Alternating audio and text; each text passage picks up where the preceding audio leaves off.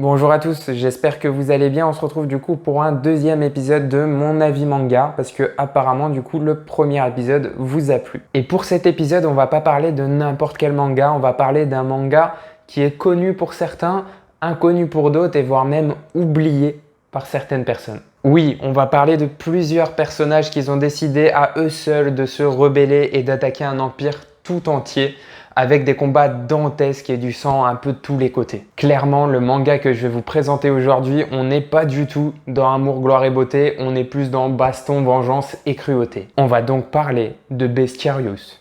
Bestiarius est écrit et scénarisé par Kakizaki Masazumi et se déroule en 7 tomes. Cet auteur est très connu pour avoir réalisé plusieurs chefs-d'œuvre comme Rainbow ou même Green Blood. L'histoire de Bestiarius se déroule au 1er siècle après Jésus-Christ. L'Empire romain est à son apogée et ses légions soumettent une à une les dernières contrées où monstres et humains vivent encore en paix.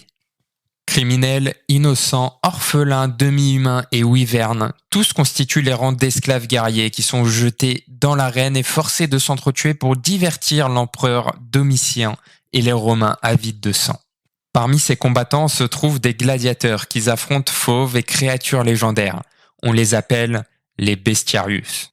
Or, certains d'entre eux, comme Finn ou Zénon, ont été élevés aux côtés de ceux qui, aux yeux de Rome, ne sont que de simples bêtes et ils comptent bien retourner leurs armes contre leurs geôliers, et même contre l'Empire tout entier.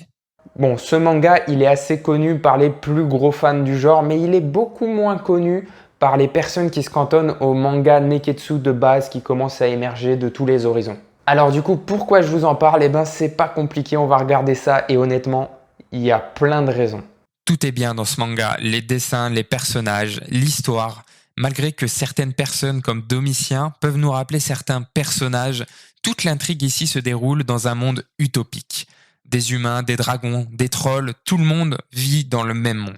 Et contrairement à ce style de dessin et cette histoire, il ne faut pas s'y méprendre. Ici, on a bien affaire à un shonen. Le fameux pouvoir de l'amitié ainsi que le dépassement de soi sur un fond d'heroic fantasy sont complètement de la partie. Et une petite anecdote, vous savez ce qui est vraiment intéressant avec ce manga, c'est que à la base, ce manga devait avoir seulement 2 chapitres. Et c'est seulement 2 ans après ces 2 chapitres que l'auteur a décidé de prolonger cette œuvre en lui donnant 7 tomes, qui sont tous, mais vraiment tous, d'une qualité scénaristique excellente et qui méritent qu'on lui porte de l'attention. Je vous ai parlé de 7 tomes, mais je pourrais également vous parler de 7 histoires. Parce que oui, au final, on va suivre 7 groupes d'individus en quelque sorte, si je peux me permettre. Il y en aura beaucoup moins, mais ce sera beaucoup plus simple à vous expliquer comme ça, qui vont chacun se dérouler à quelques années, quelques endroits différents en fait, mais qui à la fin vont tous avoir un point commun et vont tous se réunir. Parce que nous allons mettre au fur et à mesure des tomes certains personnages principaux de côté pour laisser la place à d'autres personnages, même si, voilà, faut pas s'inquiéter, au final, ils vont tous se rejoindre vers une destinée, un point final en fait qui va être commun et qui va donner quelque chose d'extraordinaire. On a donc un manga en 7 tomes qui nous raconte plusieurs histoires qui vont chacune se regrouper les unes aux autres pour au final donner quelque chose de commun à la fin. Mais la clé du succès finalement pour accrocher à tout ça, eh ben, c'est d'avoir un univers en fait, quelque chose, un monde qui nous donne envie de lire cette œuvre. Et encore une fois, c'est là qu'on voit le génie de l'auteur qui arrive finalement à nous faire adhérer à son univers avec ses dessins somptueux, avec ses tonnes de personnages différents qui sont tous aussi poussés au niveau de l'écriture, avec de la baston, de la vengeance, des combats qui sont vraiment énormes.